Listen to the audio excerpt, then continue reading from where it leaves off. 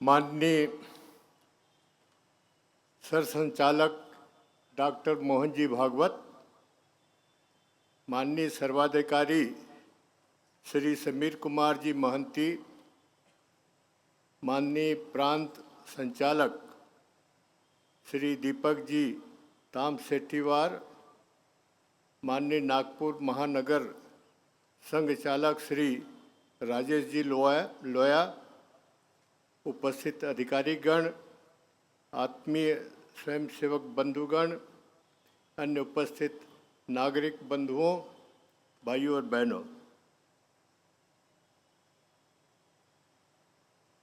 मैं अपनी बात शुरू करूं उसके पहले मैं ये अपना फर्ज समझता हूं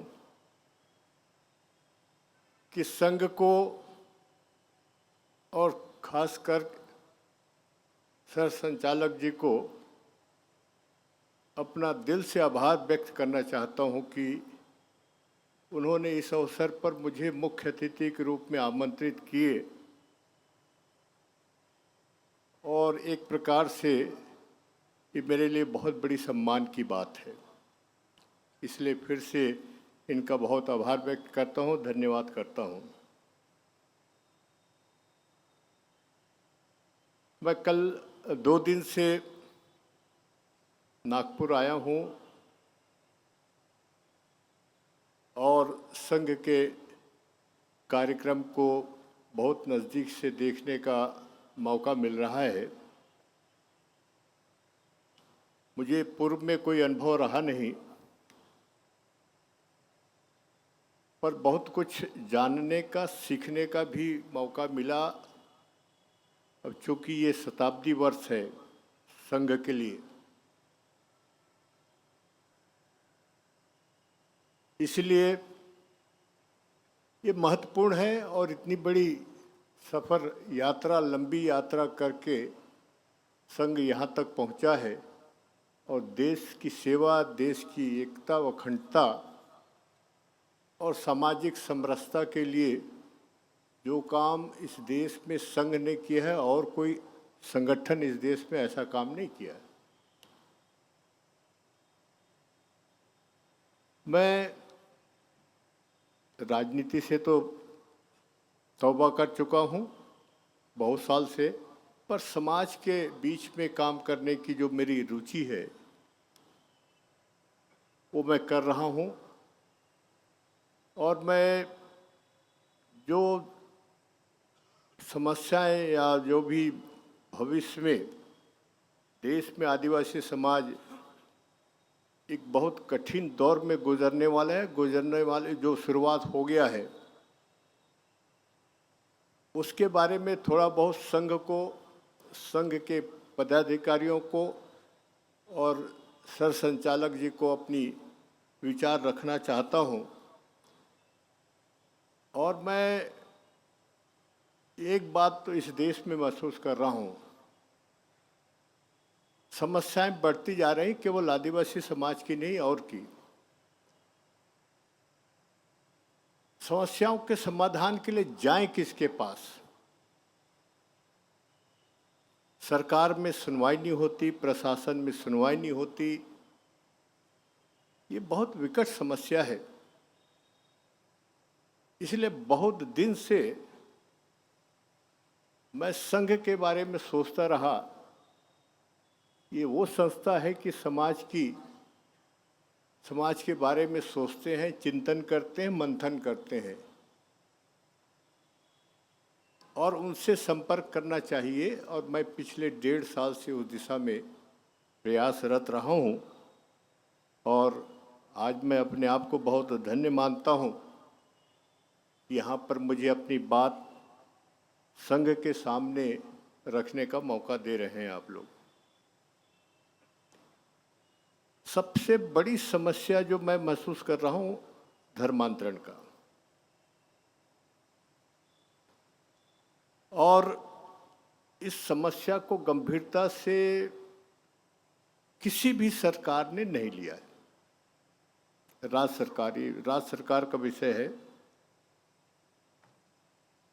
और ये भी देखने को मिलता है कि एक सरकार पावर में आई, शासन में आई, तो जो दूसरे सरकार को दोष देना, और दूसरे सरकार फिर पावर में आई तो पहले वाले को दोष देना। बस यही चलता है इस देश में। कोई ठोस जो काम इस दिशा में होना चाहिए नहीं हो रहा है। तो मैं बहुत सोच विचार के सोचा कि इस काम के लिए संघ ही ऐसी संस्था है जो इसमें हमको मदद कर सकती है, कुछ रास्ता दिखा सकती है। और मैं चाहूँगा कि ये बहुत बड़ी समस्या, मैं जानता हूँ संघ इस दिशा में आज से नहीं बहुत पहले से काम कर रही है, पर गंभीरता विषय की देखते हुए संघ को और अपनी स्पीड को, रफ्तार को तेज करने का मेरा अनुरोध है। तो इसलिए मैं चाहता हूं कि संघ के बारे में, संघ धर्मांतरण के बारे में बहुत गंभीरता से समझे। सबसे बड़ी समस्या, जैसे मैं बस्तर से आता हूं, दो प्रमुख समस्या से हम जूझ रहे हैं, नक्सलवाद से और धर्मांतरण से। अगर ये दो समस्या से आज स्थिति बहुत विकट है, तो मैं चाहता हूं कि इसमें आदिवासी समाज और संघ दोनों मिलकर के कुछ ना कुछ करना चाहिए। मैं इस बात का प्रयास हूं कि संघ और समाज के बीच में जो वैचारिक फासला है, दूरी है, वो दूरी कैसे कम हो और समाज को सही दिशा में दिखाने का एक मार्गदर्शन मिले, इस बात पे हम लोगों के प्रयास है समाज का। मैं पिछले साल छत्तीसगढ़ में एक समाज के कार्यक्रम में संघ के लोगों को मुख्य अतिथि बनाया, जो आमतौर पर होता नहीं। कुछ वर्ग में इसका विरोध भी हुआ, खास करके आदिवासी समाज में, पर मुख्य अतिथि रामलाल जी थे और उन्होंने जो बात कही समाज के बीच में बहुत से भ्रांतियां दूर कर दिए, और कम से कम इस प्रकार से संघ के जो रचनात्मक प्रयास है उसके प्रति एक आस्था तो जगी है। और आने वाले समय में हम लोग भी ये कर रहे हैं समाज की तरफ से। इसके पहले धर्मांतरण के बारे में समाज में कोई चर्चा नहीं होती, पर पिछले बार छत्तीसगढ़ के कार्यक्रम से कम अब धर्मांतरण के बारे में काफ़ी चर्चा हो रही है और हम समाज में इस को मोबिलाइज करने की कोशिश कर रहे हैं। तो इस प्रकार से आपकी अगर मदद मिल जाए संघ की, और हम समाज मिल कर के इस दिशा में करेंगे, तो मैं समझता हूँ कि कुछ ना कुछ इसका रिजल्ट मिलेगा। और इस दिशा में बिना संघ के सहयोग के समाज कुछ नहीं कर सकती, ये मेरा अपना मानना है। इसलिए मैं इस मंच से भी संघ से निवेदन करना चाहूँगा कि इसको बहुत गंभीरता से सोच करके कहीं ना कहीं आप हमको मदद करिए, ये मैं आपके बीच में कह रहा हूँ। दूसरा जो मुद्दा, जैसे मैंने कहा कि नक्सली और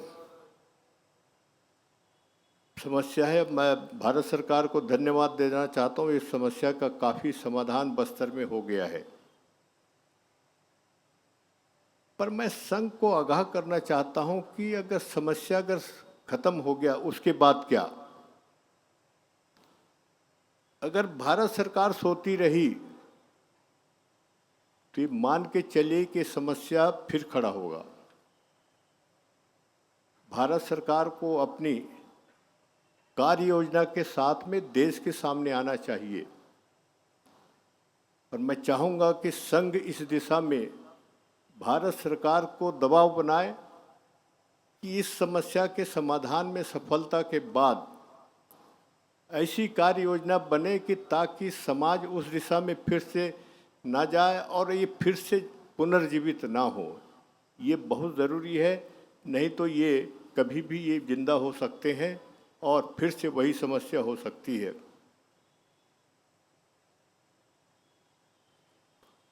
एक जो बहुत बड़ी समस्या है जिसको मैं आप सबके सामने रखना चाहता हूं, औद्योगिकरण। ये बात सही है कि बिना औद्योगिकरण के इस देश का विकास नहीं हो सकता, ये मैं भी मानता हूं। पर ऐसा लगता है कि इस देश में उजड़ने का ठेका हम ही लोग लिए हैं, आदिवासी लोग। इसमें भारत सरकार को बहुत गंभीरता से सोचनी चाहिए।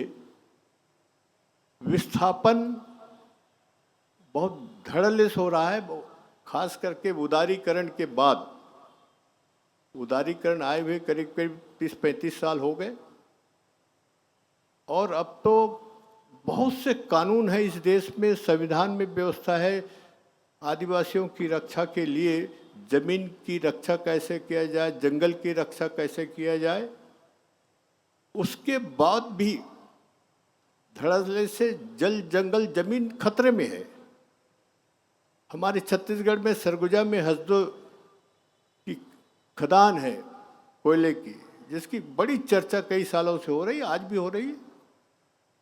कोर्ट के आदेश के बावजूद भी सरकार की तरफ से कोई ध्यान नहीं। तो मैं संघ को कहना चाहता हूं कि साहब, अगर इस देश में अगर कानून कायदे का भी उसका पालन ना हो इस देश में, तो हम क्या समझेंगे। और इस देश में 150 साल पहले अंग्रेजों से खिलाफ यही समाज लड़ा, जल जंगल जमीन को लेकर के। वो स्थिति पैदा ना हो, भारत सरकार बहुत गंभीरता से इसको सोचना चाहिए। विस्थापन सबसे बड़ी समस्या है। पहले तो जमीन बहुत था, अब जमीन नहीं है, कहाँ जाएंगे। ये औद्योगिकरण की वजह से हमने एक पेशा कानून बनवाया था जब हम पार्लियामेंट में रहे 1996 में, 1996 में। इसलिए बनवाया कि हम जानते थे कि उदारीकरण नाम की कोई तूफान आने वाला है इस देश में, जो ट्राइबल एरिया में कहीं ना कहीं तबाही मचाएगा। पेशा कानून बनवाए इसलिए कि थोड़ा बहुत रोकथाम हो जाए। हमको कहते हुए बड़ा अफसोस होता है, इस देश में पेशा कानून की धज्जियां उड़ जाएगी। एक भी राज्य सरकार पेशा कानून का पालन नहीं किया। केंद्र सरकार मौन है, बल्कि और उल्टा मदद कर रही है उद्योगपतियों को।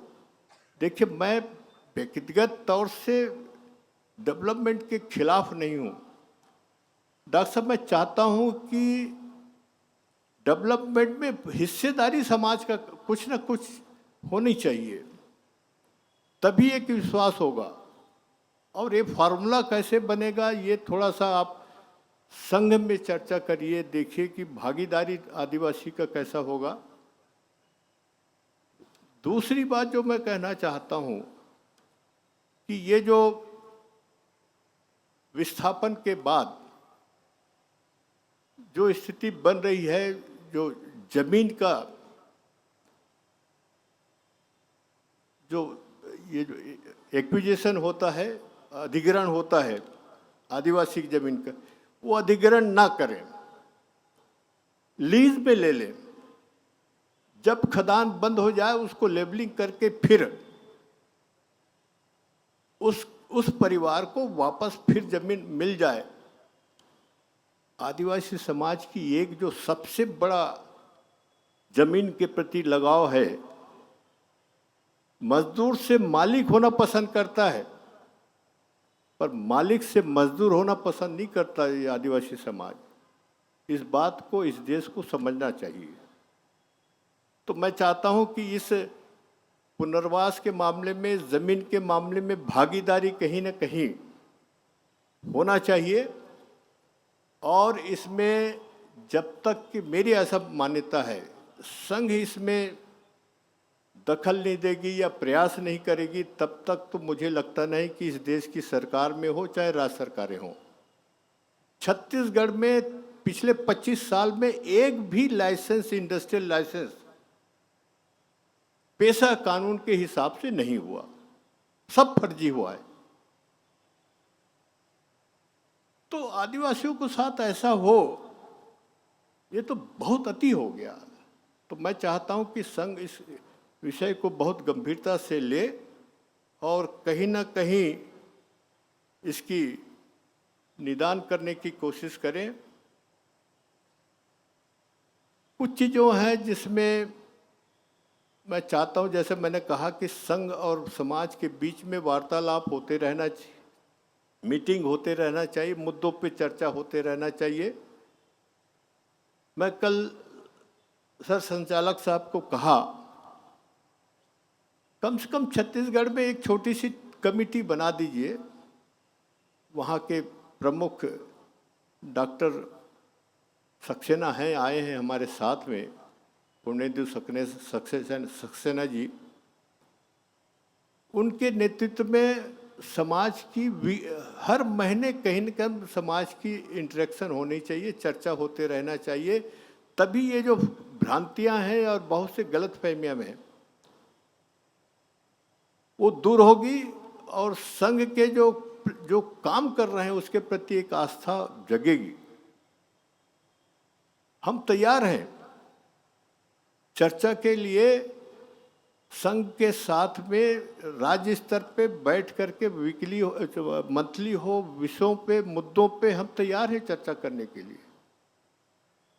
तो कहीं ना कहीं इसमें सोच करके संघ दिशा निर्देश दे राज्य की इकाई को, तो मैं चाहूँगा कि उसको गंभीरता से लेकर के करे।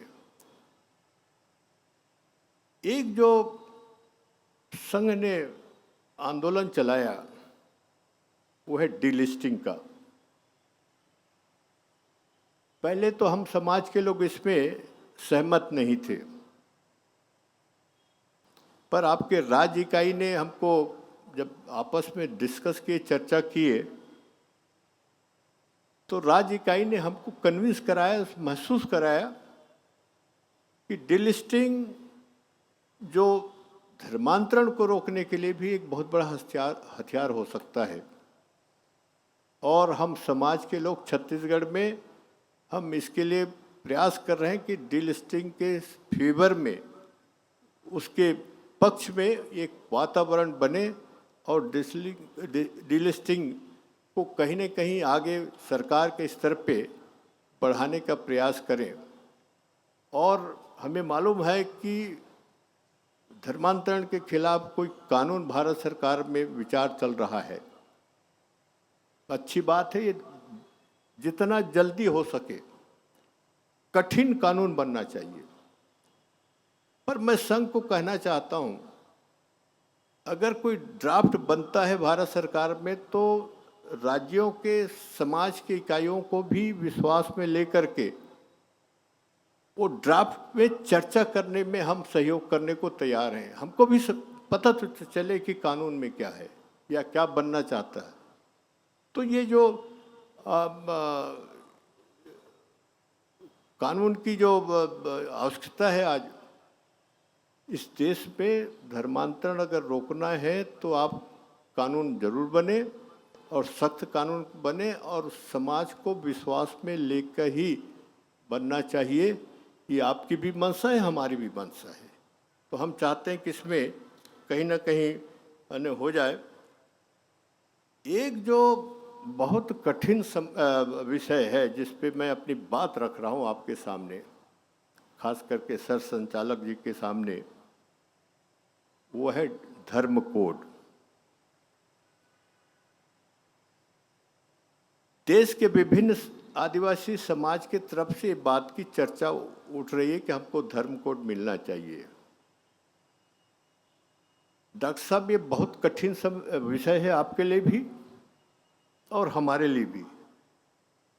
आज अगर भारत सरकार अगर कहे कि भाई एक फार्मूला बताओ, क्या पूरे देश के आदिवासियों के लिए एक फार्मूला बताओ, क्या धर्म कोड क्या होगा, विषय क्या होगा, या उसका थीम क्या होगा, अभी आदिवासियों के बीच में कोई एकता नहीं है। लगे हैं, पर इसके पीछे मैं चाहता हूं संघ के सामने अपने विचार। धर्म कोड के मतलब ये मत सोचिए तो कोई हम बगावत करने वाले हैं कि एक नई विचारधारा इस देश में सामाजिक विचारधारा आगे बढ़ाने वाले, नहीं। अरे भाई, आपके बीच में बौद्ध धर्म निकला, आपके बीच से जैन धर्म निकला, आपके बीच से सिख धर्म निकला। उसी आधार पे हम भी कहते हैं हमको भी मान्यता दे दीजिए और आपकी बड़ी छतरी के नीचे हमको एक जगह दे दीजिए खड़े होने की। इसमें इतराज तो नहीं होनी चाहिए। दूसरी बात जो मैं कहना चाहता हूं, धर्म कोड के पीछे मेरी अपनी मंशा है। इस देश में आदिवासी समाज की पहचान धीरे धीरे खत्म हो रही है, उसको कोई रोक नहीं सकता। पर हम सभी के लोग चाहेंगे कि कहीं ना कहीं आने वाली पीढ़ी के लिए अगर धर्म कोड होगा तो उसको पढ़ करके कम से कम ये तो महसूस करेंगे कि हाँ, धर्म कोड किसी जमाने में हम आदिवासी समाज के लिए बनाया गया था, केवल सिंबॉलिक। हम चाहते हैं इसमें विचार, हालांकि बहुत कठिन है, मैं संघ के सामने कह रहा हूं, हमारे लिए भी कठिन है, पर आपसी चर्चा से आपके भी विचार में कोई संशोधन हो सकता है, हमें भी कोई सुझाव अगर दे सकें। कोई जल्दीबाजी नहीं है, पर हम अपनी पहचान इस देश में आने वाली पीढ़ी के लिए हम चाहते हैं। तो यही बात आपके बीच में रखने का प्रयास कर रहा हूं। हालांकि ये कुछ बातें कल सर संचालक महोदय के साथ काफ़ी लंबी बात हुई और मैंने निवेदन किया कि हम संघ के साथ मिलकर के बहुत से मुद्दों को चर्चा करना चाहते हैं और कम से कम प्रदेश स्तर पे, छत्तीसगढ़ स्तर पे और ऑल इंडिया लेवल पे अगर हो, हम उसके लिए भी तैयार हैं, पर आपके साथ कहीं ना कहीं साझा करना चाहते हैं। और आने वाले समय में मैं जान रहा हूँ कि इन मुद्दों पे अगर कोई विचार नहीं हुआ, जो सामने दिख रहा है, खतरे की घंटी शुरू हो गया समाज के लिए, समाज इस देश से खत्म हो जाएगा, इसको कोई रोक नहीं सकेगा।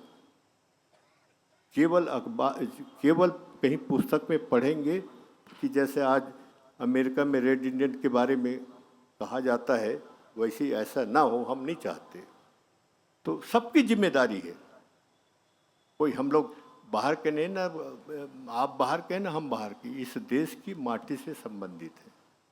मैं चाहता हूं कि इसमें गंभीरता से संघ विचार करे और हमको जो भी डॉक्टर साहब दिशा निर्देश आपके संस्था के माध्यम से हमको मिलेगा, हम इसमें ज़रूर आपको सहयोग करेंगे और हम आपकी मदद के लिए यहाँ हम आए हैं। इसका फ़ायदा उठा रहा हूँ, आपने बुलाया, इसके लिए फिर से एक बार धन्यवाद। ये तो मैं कभी सोच भी नहीं सकता, आपने निमंत्रण दे करके मुझको देश के अखबार में खलबली मचा दिया है कि ये हुआ कैसे। तो मेरे को कई अखबार वाले पूछे, भाई ये क्या, ये तो संघ वालों को पूछे, भाई मैं तो जानता भी नहीं कि मुझे क्यों बुला गया है। हाँ, संघ के बीच में कुछ मुद्दों पे कुछ 1-2 साल से चर्चा हो रही है, तो ये कम से कम मैं कह सकता हूँ कि ये एक शुरुआत है और मैं चाहता हूँ कि इस देश में सामाजिक मुद्दों पे समाज गंभीर नहीं है, ये मेरे लिए चिंता है। सो रहा है समाज, इधर अब धर्मांतरण हो रहा है, पर आपके थोड़ा सा पहल से हम लोग भी जागेंगे और आपके सहयोग से इस बहुत बड़ी समस्या का कहीं ना कहीं समाधान निकालने में हम सफल होंगे। आपने मुझको आमंत्रित किया, एक बार फिर से डॉक्टर साहब आपको हृदय से धन्यवाद, संघ को धन्यवाद। और फिर भविष्य में ये रास्ता खुली रहे, चर्चा के विचार विनिमय की बहुत से मुद्दों पे खुली रहे, ताकि हम अपनी सुरक्षा बहुत से मुद्दों को लेकर के इस देश में हम कुछ कर सकें। इन्हीं शब्दों के साथ एक बार फिर आप सबको धन्यवाद देते हुए अपनी बात समाप्त करता हूँ। जय हिंद।